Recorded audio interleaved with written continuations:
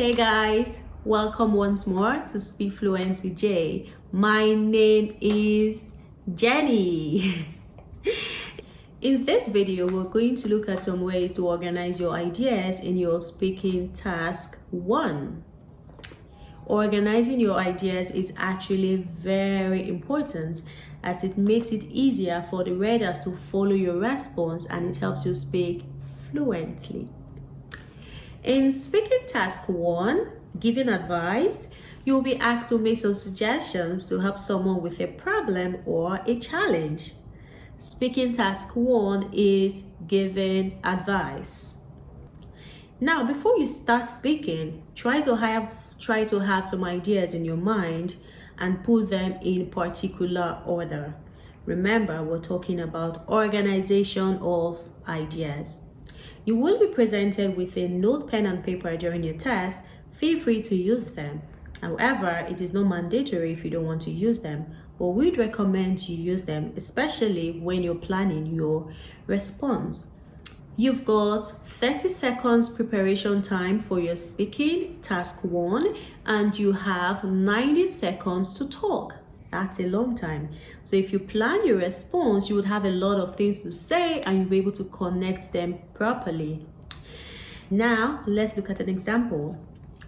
The question is, your friend has reached out to you for advice on what to do on his first day at work. Give him some advice or some suggestions. You have your pen and your paper. What are you going to write down? Do not attempt to write everything you want to say. You will not succeed. Write down only the ideas you want to talk about in your speaking. For example, maybe you decide to give 3 advice, or maybe 3 advice came to your mind. Write it down. Generally, everyone wants to make a good impression on their first day at work, right? So I would say, okay, firstly, write down, dress properly, or dressing up nicely is the first I'm going to talk about. And then the next is wear a smile. And then the third one is remember people's names. Okay, these are the 3 things I want to talk about in my speaking. Another thing I should try to always write down is the connectors I am going to use. Do not attempt to speak for 90 seconds, giving 3 different advice without the use of connectors or transitions. Some ideas or examples of connectors you could use when you're giving advice is firstly, next, another thing you should do, and also it might be worth considering. In addition, these are connectors you could actually use in your speaking task 1 when you're giving advice. Now, when we're talking about organization of ideas, how should you plan your response? The first on my list is dressing up, which is which is something you have to do from your house. So it's going to be the first on my list. I'll start by talking about dressing up. And then I'll move on to smiling. Wear a beautiful smile. And then my last point before I conclude. Now let's assume I want to give an advice to John. Remember, in speaking task 1, you'll be speaking directly to the computer as if you're speaking to a friend or a family member. So I would not say, if I am asked to give an advice to a friend, or if I want to give an advice to a friend, nope, I would say, hi John, hi Jenny, congratulations on your new job. I'm always very proud of you. On your last message, you mentioned you need some few suggestions that might help you on your first day at work. I've written down a few things that can help you. First of all, pick out an outfit that is appropriate for the occasion. Plan your outfit a day before. Then you go and talk about it. Of course, you don't want to divert. And then you move on to your next point. Another thing you should do, of course, that was what I wrote down as connectors I'm going to use. Another thing you should do is always wear a beautiful smile. You know how important it is when people smile back at you, especially when you're having a bad day. Trust me, this is the first step of making real friends at your place of work. Wear a smile, and unless someone is having a very terrible day, they will definitely smile back. In addition, always try to remember people's names. When they tell you their name, try to keep it in here. So when you see them tomorrow or you see them later in the day, you're not going to say, "Excuse me, can you tell me your name again?" I'm not going to tell you my name again. All right, so try to remember people's name.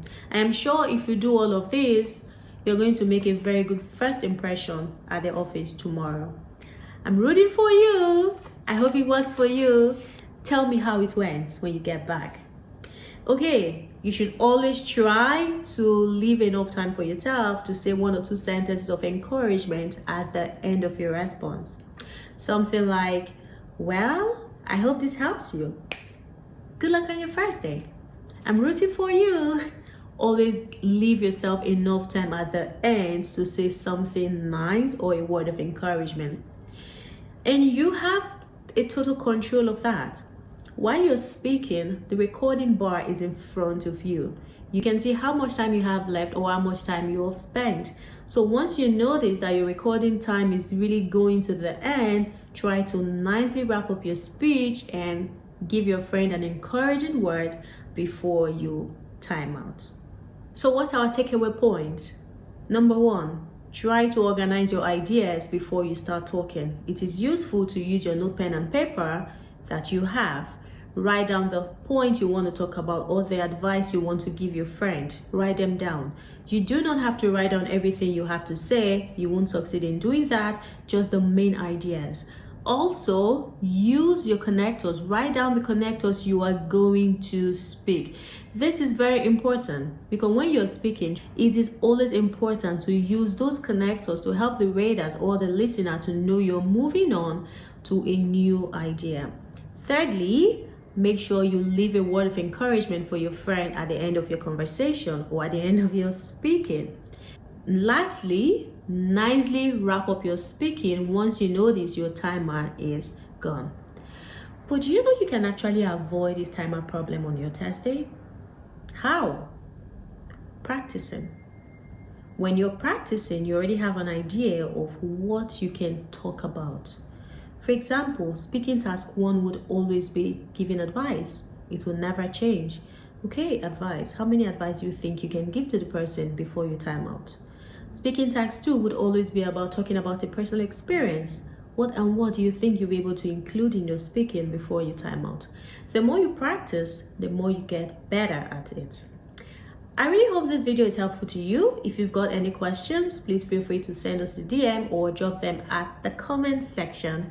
And don't forget to turn on your notification button if you want to be the first to know when we post a new video. We hope to see you again in our next video. Bye!